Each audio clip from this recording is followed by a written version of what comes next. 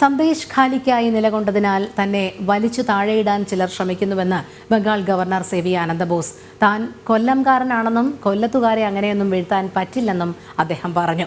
കൊല്ലം പന്മന ആശ്രമത്തിൽ ചട്ടമ്പിസ്വാമി മഹാസമാധി ശതാബ്ദി ആചരണത്തിന്റെ ഭാഗമായുള്ള പരിപാടിയിൽ പങ്കെടുത്ത് സംസാരിക്കുകയായിരുന്നു അദ്ദേഹം.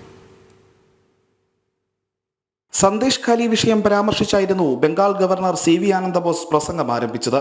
ഒരു സഹോദരി പറഞ്ഞു, സർ, രാത്രി 8 മണിയാകുമ്പോൾ ഒരു ഗുണ്ട വീട്ടിലേക്ക് വരും, അല്ലെങ്കിൽ 1-2 ഗുണ്ടകൾ, എന്നിട്ട് പറയും, ഈ വീട്ടിലെ പ്രായമായ പെൺകുട്ടിയെ ഇന്ന് രാത്രി 10 മണിക്ക് പാർട്ടി ഓഫീസിൽ എത്തിക്കാം, അതിൽ കമാൻഡാണ്.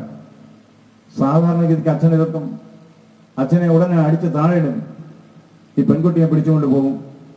3 ദിവസം കഴിഞ്ഞാണ് തിരിച്ചുകൊണ്ടാക്കത്തില്ല പറഞ്ഞു വിടുന്നത്. അതിനിടയിൽ എന്തൊക്കെ സംഭവിച്ചു എന്ന് നിങ്ങൾക്കറിയാമല്ലോ. സന്ദേശ് ഖാലിയിൽ പോകരുതെന്ന് ബംഗാൾ മുഖ്യമന്ത്രി തന്നെ ആവശ്യപ്പെട്ടു. സുരക്ഷയൊരുക്കാൻ കഴിയില്ലെന്നായിരുന്നു വിശദീകരണം.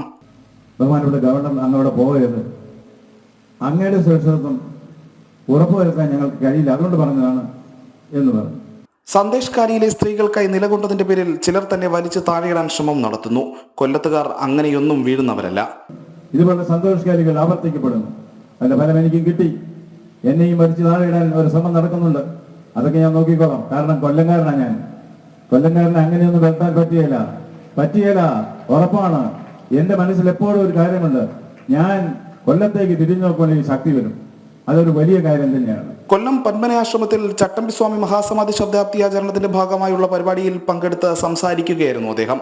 ജനം, കൊല്ലം.